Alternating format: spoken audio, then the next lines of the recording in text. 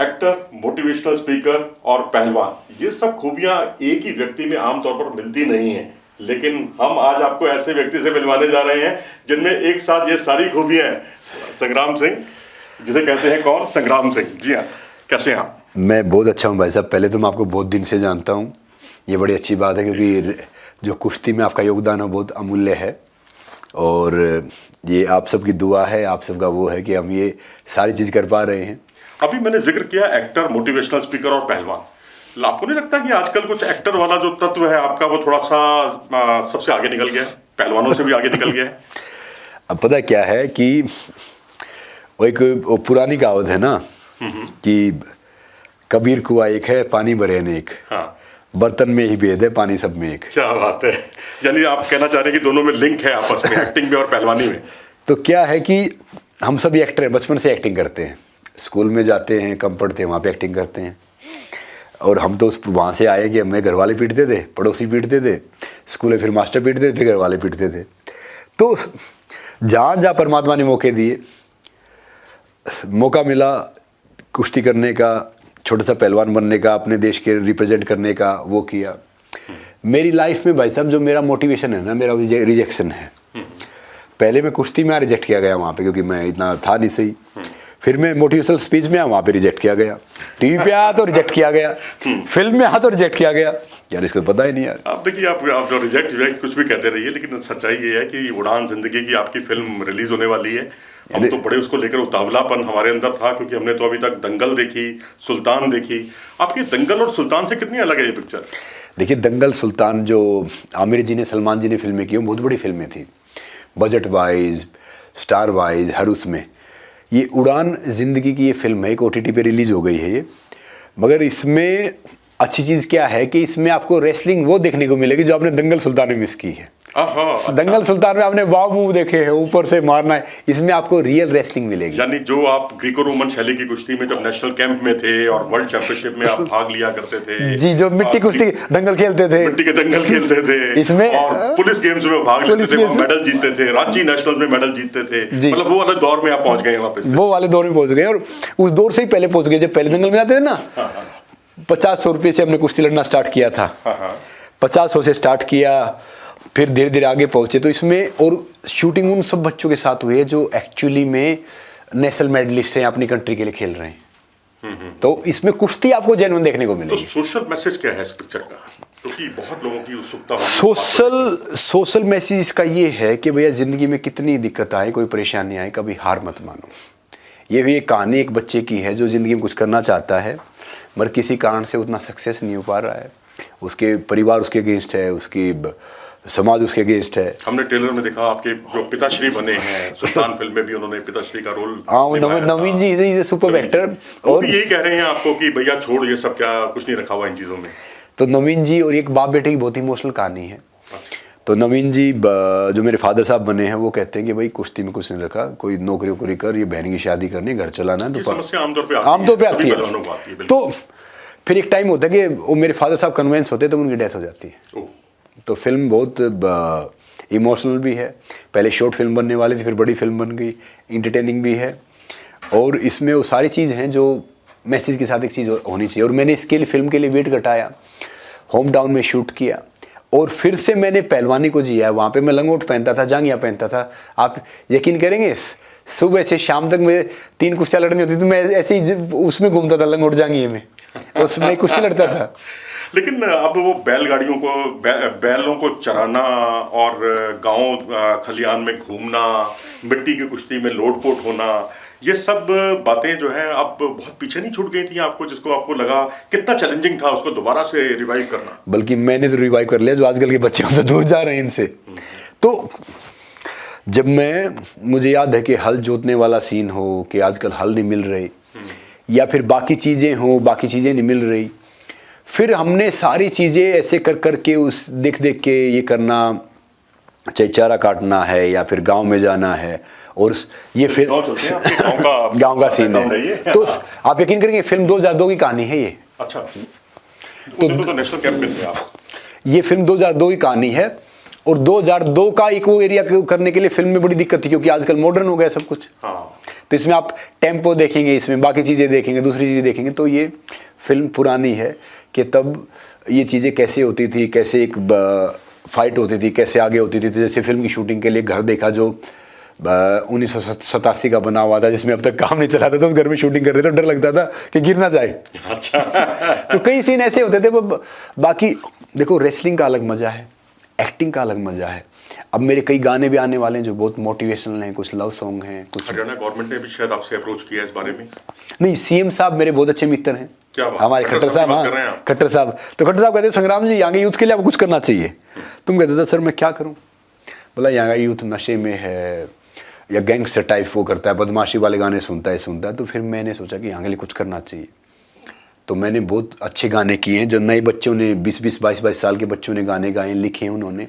तो आप देखेंगे तो बहुत खूबसूरत है। विकसित भारत प्रधानमंत्री की योजना, स्वच्छ भारत, WFI के ब्रांड एम्बेसडर, इतने सारी चीज़ों के ब्रांड एम्बेसडर, और मेरे ख्याल से और भी बहुत कुछ छूट गया मुझसे जो शायद आप ही बता दीजिए। और कैसे ये सारी चीज़ें मैनेज हो जाती हैं आपसे? क्योंकि मोटिवेशनल स्पीकर अपने आप में एक बहुत बड़ा काम है, डिफरेंट है एकदम। क्योंकि आप IIT में मैंने सुना, और उसके अलावा हार्वर्ड यूनिवर्सिटी आप जाते हैं। एक गांव देहात का लड़का हार्वर्ड यूनिवर्सिटी में जाकर अगर भाषण करता है और उस पर लोग तालियां बजाते हैं और आपसे कुछ सीखना चाहते हैं, हर कोई उतावलापन होता है हर एक के अंदर कि आपसे अलग से बात करे, तो वो लम्हा कैसा होता है? ये सारा एक्सपीरियंस मैं आपसे जानना चाहता हूँ। देखिए मैं अपनी ज़िंदगी में 2 ही काम करता हूँ, वर्क या वर्कआउट। Very good. और ऐसा कोई दिन नहीं जाता जिस दिन मैं एक्सरसाइज नहीं करता। आज भी जैसे मुझे थोड़ा सा कोल्ड है या बाकी चीज़ें हो रखी हैं, मगर उसके बावजूद ही मैं अपने सारे काम कर रहा हूँ, दिनचर्या कंप्लीट कर रहा हूँ। मैं खाना इतना नहीं खाता, बाकी चीज़ें तो नॉर्मली करता हूँ। तो ये कुछ उसकी मेर है। एक टाइम होता था कि हमारे पैरों में जूते नहीं होते थे, बस का किराया नहीं होता था, 102 बुखार में 50 रुपये कुश्ती लड़ते थे क्योंकि सुबह खाना नहीं होता था। आज उसकी मेर है, चाहे आप बिजनेस क्लास में जाओ, चाहे आप वर्ल्ड वाइड जाओ या बाकी चीज़ें करो। तो मैं मानता हूँ कि पहले मैंने कई काम ऐसे किए हैं जो सर्वाइव करने के लिए किए, रोजी रोटी खाने के लिए किए, कुछ 1-2 छोटी फिल्में भी की हैं। नॉर्मली चीज़ छोटा बड़ा कोई होता नहीं, फिर वो जो जिस हिसाब से होता है उस हिसाब से होता है। मगर अब समझ आया तो मैं सोचता हूँ कि भाई मेरा ही मानना है कि चीज़ देते चलो और परमात्मा करवाता जा रहा है। मैं तो खाली श्याम बेनेगल के भी संपर्क में थे आप, और उनके साथ कुछ खाशाबा यादव साहब जो ओलंपिक के पहले मेडलिस्ट हैं, उनके साथ आपका एक प्रोजेक्ट था। आप यकीन करेंगे, बेसब्री से इंतजार कर रहे हैं कुछ। मैं श्याम, मैंने यादव साहब की फिल्म के राइट्स खरीदे थे, KD यादव साहब की फिल्म के, और श्याम बेनेगल साहब और उसको बनाने वाले थे। तो 3 साल मैंने ज़िंदगी जी है। 3 साल में क्या होता था कि 3 साल में मैं मराठी सीखने लग गया था। क्या बात है। वेट कम करना स्टार्ट कर दिया था।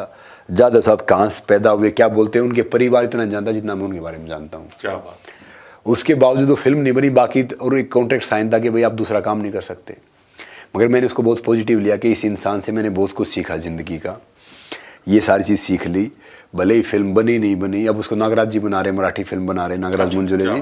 देखिए ये नई जानकारी है आपने हमें जो दी। नागराज मुंजुले जी मराठी फिल्म बना रहे हैं। तो हिंदी वाले जो दर्शक हैं वो भी तो बहुत बेसब्री से इंतजार कर रहे हैं ना। आजकल सिनेमा की कोई बाउंडेशन नहीं है। वो लेकिन मराठी तो नहीं आती ना, वो OTT पे डब होकर हिंदी में देख सुन क्या बात चल जाएगी। तो आजकल बाउंडेशन नहीं है, मेकिंग अच्छी होनी चाहिए। कांतारा कन्नड़ में बनी थी, जब ऋषभ जी फिल्म बना रहे थे ना, घर सब बिक गया था, कुछ नहीं था उनके पास। कांतारा ने 5-10 करोड़ की फिल्म ने 300 करोड़ कमा दिया। तो सिनेमा की बाउंडेशन नहीं है। अच्छा एक बात बताओ कि ये जो से बनारस कुश्ती की बड़ी ये जन्नई कहा जाता था कि बड़े पहलवान होते हैं वहाँ पर जाकर आपने एक शो किया। फरीदाबाद हरियाणा जो आपका अपना होम टाउन भी है, होम टाउन फरीदाबाद नहीं, हरियाणा तो है ही, लेकिन वहाँ पर आपने एक शो किया पहलवानों की। हैदराबाद में किया, हैदराबाद साउथ के अंदर आपने वो एक अच्छी रिकॉर्ड तोड़ कामयाबी मिली उसे। फिर आप दुबई चले गए, दुबई के बाद आप आगे मेलबर्न, और फिर आगे मेलबर्न के आगे शायद दुबई के आगे UK जा रहे हैं, लंदन जा रहे हैं, लंदन से मेलबर्न जा रहे हैं। क्या बात है। तो ये क्या है इसके पीछे, मतलब ये सारा कितना यूथ आपके साथ जुड़ रहा है और क्या मैसेज आप दे रहे हैं इस पूरे घटनाक्रम में? देखो पहले मैं एक इनसे जुड़ा था, इनका चेहरा बना था मैं, WPWH का, वर्ल्ड प्रोफेशनल रेसलिंग हब का। तो मेरा एक ही मानना है कि मैं जब इस एज में खेल सकता हूँ तो वो भी खेल सकते हैं, कि कोई नए टैलेंट को, नई प्रतिभा को 1 रुपया मिले, मौका मिले आगे आने का किसी तरीके से। अब टीम जाती है, टीम में 7 ही आदमी तो जा सकते हैं, 8 जा सकते हैं, 8 लड़के 8 लड़की, अगर करोड़ में 8 लगा लो, 20 से 24 इंसान तो खेल सकते हैं ना। बाकी जो करोड़ों लाखों करते हैं वो कहाँ जाएंगे, वो क्या करेंगे? तो ये एक पहले डिफरेंट स्पोर्ट्स में कह रहे थे, मैं रेसलिंग से जुड़ा हुआ, तो मैंने कन्विंस किया कि भैया रेसलिंग बड़ा कमाल का खेल है। तो मैंने कन्विंस किया कि आप यहाँ पे करवाओ। और आप यकीन करेंगे कई बच्चे ऐसे जीते हैं जिनके पिता सिक्योरिटी गार्ड हैं, किसी घर में कुछ है नहीं, उनको 51,000 मिलना है, यानी वो कह रहे थे कि हमारा 3 साल का रोजी रोटी का काम हो गया। तो वो मैं बहुत इमोशनल था।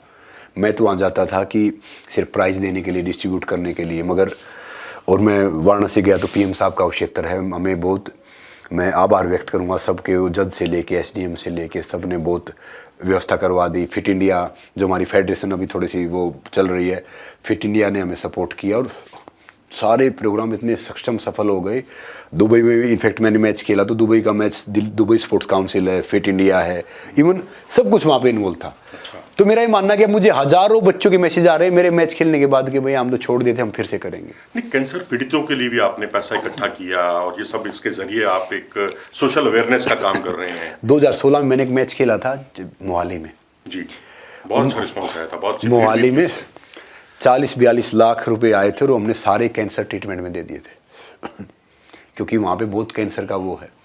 तो मेरा ही मानना है कि अपना पेट तो चिड़िया कौवा चींटी सब भरते हैं, किसी के लिए कुछ कर गई, ज़िंदगी वही है भाई साहब। हम भी तो देखो उसी उससे आए हैं।